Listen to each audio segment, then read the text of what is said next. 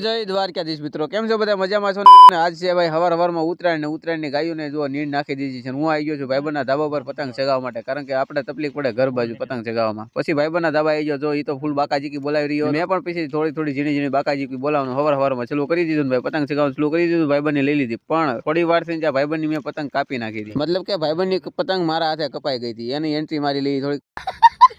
પછી આ ભાઈબંધ થોડી કિન્ના બાંધતો હતો, એમાં પણ એક કાંડ થઈ ગયો.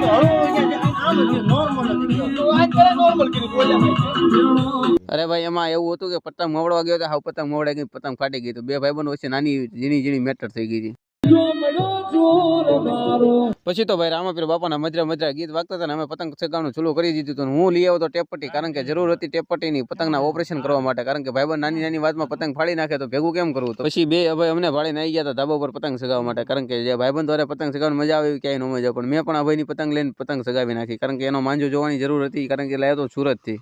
પણ ભાઈ બપોર પડ્યું તો એવી ઘટના ઘટી ગઈ, ભાઈબંધ વાત જ ન પૂછો તમે. આ અમારી ફિરકી હતી, ભાંગી ગઈ હતી ને, જેને અમારે ટ્રાન્સફર કરવાની હતી બીજી નવી ફિરકીમાં. આ એ જ વ્યક્તિ છે જેને આ ઘટનાનું સર્જન કર્યું છે. પછી તો ભાઈ હામી ફિરકી લાવીને ભાઈ ખેંચી કરીને પણ દોરો ફટાફટ પૂરો કર્યો. પછી આમ નામ પડી ગયું ભાઈ બપોર ને. હું ઘરે જમી કાઢી નીકળી ગયો 2 વ્હીલર ગામમાં આટા મારવા. ત્યાં રિટર્ન આવ્યો હતો તો ભાઈ ગાયોની બીજી વાર નીંદ નિરાતી હતી, મતલબ કે ગાય માતાની ફૂલ સેવા થઈ રહી હતી. મારો ભાઈ પણ પતંગ ચગાવવામાં ફૂલ મશગુલ હતો. પછી 3 વાગે મેં એકલા પતંગ ચડાવી દીધી, પણ બે ભાઈબંધ મસ્તીના આવી ગયા પાછા પતંગ ચગાવવા માટે, વિક્રમ ને જીલ.